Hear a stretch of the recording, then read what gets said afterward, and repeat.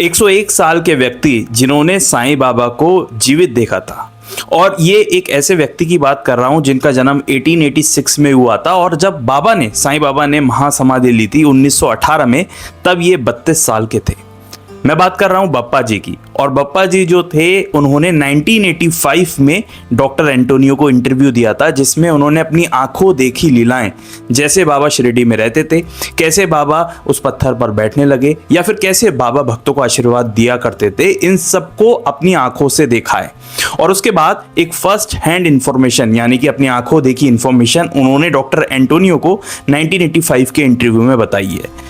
1886 में जन्मे बप्पा जी का देहांत 1987 में हुआ था 101 साल की आयु में।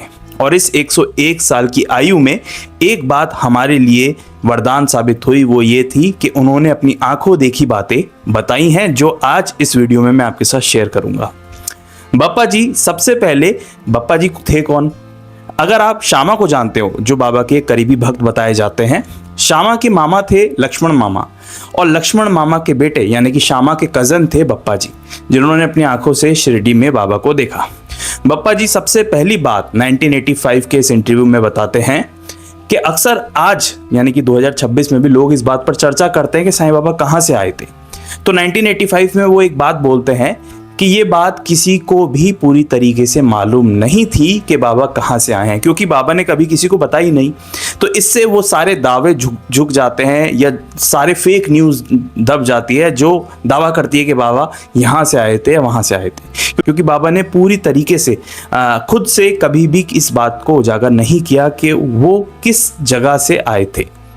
जैसे कि नामदेव जी, कबीरदास जी, जिनका आना तो मालूम है, लेकिन वो कहाँ से आए थे ये नहीं मालूम था। ठीक इसी तरीके से बाबा के बारे में कोई ये कुछ भी अगर वादा करता है कि बाबा यहाँ से आए थे, तो वो गलत है, क्योंकि बाबा ने कभी पूरी तरीके से किसी को नहीं बताया।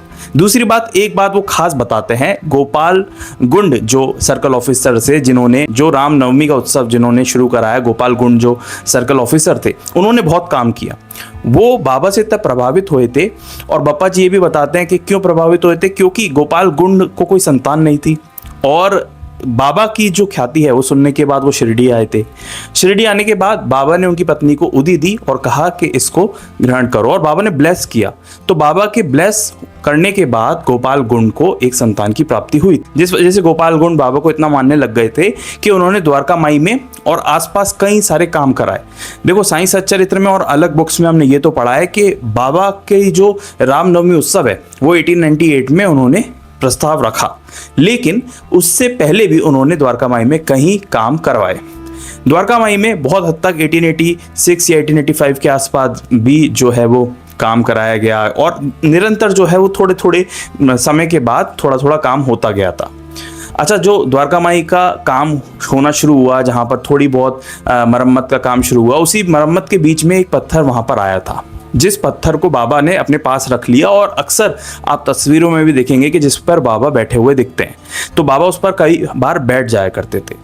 बप्पा जी ये बताते हैं कि बाबा उस पर बैठते थे तो एक पैर पे दूसरे पैर रखकर बैठते थे। वहीं जब द्वारका माई के अंदर बाबा बैठा करते थे तो वो एक आम व्यक्ति की तरह आराम से बैठ जाया करते थे। तो अलग अलग समय पर जो है बाबा को जब देखा बप्पा जी ने, तो यही देखा कि बाबा कभी भी अपने आप को बहुत ऊंचा व्यक्ति नहीं बताते थे।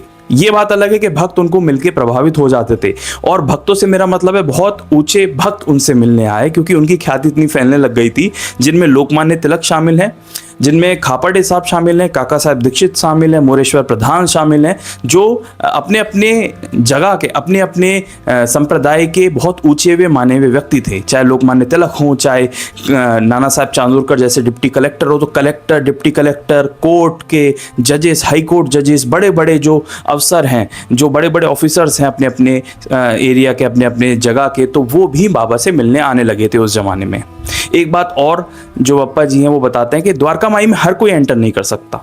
इसका कारण ये है कि शुरू में जब बाबा द्वारका माई में आए थे तो जो लोग हैं वो ये ऐसा मानते थे बाबा एक फकीर हैं, एक पागल फकीर हैं जो किसी को देखते ही पत्थर मारने लग जाते हैं, लेकिन असल में ऐसा नहीं होता था। जिस व्यक्ति की अंतरात्मा मैली होती थी या उसमें कुछ अवगुण होते थे तो बाबा उसे द्वारका माई के अंदर नहीं घुसने देते थे। और ऐसा कई बार हुआ है कि बहुत सारे पाखंडी ढोंगी लोग आए हैं जो भोली वाली जनता को बेवकूफ़ बनाने चले थे या फिर बाबा को टेस्ट करने चले थे या कुछ और बातें लेके आए थे, मन में पाप लेकर आए थे। उनको बाबा ने हमेशा डांट कर द्वारका माई से बाहर निकाल दिया और उन्हें घुसने नहीं दिया। तो बाबा का जो स्वभाव था वो ऐसा था, बाबा कभी भी ये नहीं दिखाना चाहते थे कि उनके पास भीड़ बढ़े, लेकिन अगर कोई व्यक्ति बुरे विचारों से या फिर किसी का बुरा करने की मंशा से अंदर आता था तो बाबा उसको द्वारका माई के अंदर भी नहीं घुसने देते थे। ये बात बप्पा जी ने साफ साफ बताई डॉक्टर एंटोनियो को। एक बात और, इस इंटरव्यू में डॉक्टर एंटोनियो पूछते हैं कि बप्पा जी क्या आपको कोई ऐसे आशीर्वाद के बारे में मालूम है या आपको ऐसे आशीर्वाद के बारे में बताना चाहते हो जो बाबा ने आपको दिया था? तो बप्पा जी साफ बता देते हैं कि आशीर्वाद और जो बातें हैं बाबा ने मुझे बहुत बताई थी, लेकिन मैं आपके साथ शेयर नहीं करना चाहता। कारण ये है कि वो मेरे लिए था, वो आपके लिए नहीं था। और यहाँ से हमें बीवी नरसिम्हा स्वामी जी की ओर जाना पड़ेगा, क्योंकि बीवी नरसिम्हा स्वामी जी ने जब 1935-36 के आसपास सब साईं भक्तों के, जिन्होंने बाबा के साथ रहे थे, जिन्होंने बाबा को देखा था, जब उनके इंटरव्यूज़ लिए थे और अपनी किताबों में उन्हें लिखा था, जो आज भी बुक्स अवेलेबल हैं, तो उन किताबों में भी जो मराठी वर्जन को उन्होंने इंग्लिश में ट्रांसलेट करके लिखा था। तो बहुत सारी ऐसी कहानियां हैं जो अभी तक वो बहुत से भक्तों ने नहीं बताई होंगी, क्योंकि वो उनका पर्सनल एक्सपीरियंस था। और अक्सर बाबा जिस व्यक्ति को जो बताते थे वो उसी के लिए होता था। ऐसा कई बार होता था कि भीड़ बैठी है, सामने कई सारे भक्त बैठे हैं और बाबा कोई एक रैंडम या फिर कोई भी बात बोल देते थे। 99 भक्तों को समझ में नहीं आती थी, लेकिन वो जो एक भक्त जिसके लिए बोली गई है उसको समझ में आ जाया करती थी।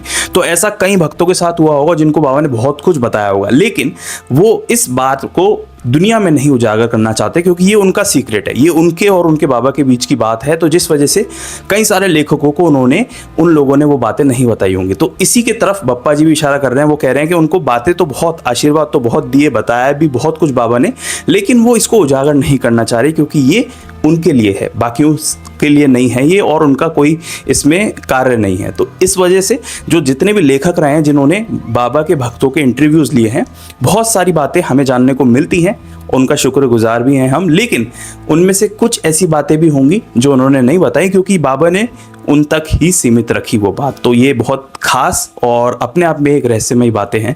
आगे भी आने वाली वीडियोस में हम इस इंटरव्यू से जुड़ी हुई बातों को आप तक मैं पहुंचाऊंगा और शेयर करूंगा। डॉक्टर एंटोनियो के भी हम शुक्रगुजार हैं और बप्पा जी के भी शुक्रगुजार हैं, जो 1987 तक हमारे बीच थे, 101 साल के व्यक्ति जिन्होंने साईं बाबा को देखा था। अगर आप बाबा से जुड़ना चाहते हैं या बाबा से जुड़े भक्तों की हिस्ट्री या कहानियाँ जानना चाहते हैं या अलग अलग एक्सपीरियंस जानना चाहते हैं तो इस चैनल को सब्सक्राइब कर सकते हैं। मैं अपनी समझ के अकॉर्डिंग बाबा से जुड़ी हुई कहानी, स्टोरीज, हिस्ट्री आपके लिए लेकर आता रहता हूँ। मिलेंगे एक नेक्स्ट वीडियो में, तब तक के लिए ओम साई राम।